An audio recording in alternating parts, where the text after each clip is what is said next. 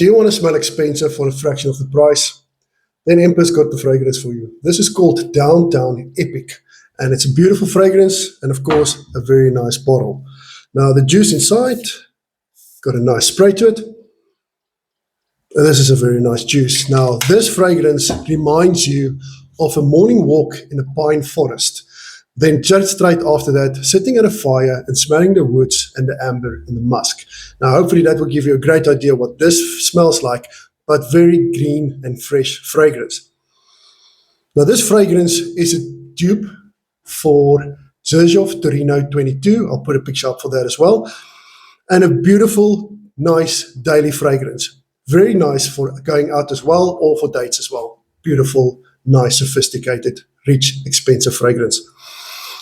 This fragrance has a nice projection and has nice longevity. This fragrance will give you about 6 hours easy on your skin, and for that I will give it a beautiful 7 out of 10. Now, is Emper Downtown Epic a make or break fragrance? Definitely a make fragrance. Definitely a make fragrance. You will enjoy it, you'd love it, and you would want to own it. For more nice dupe reviews, please give me a follow.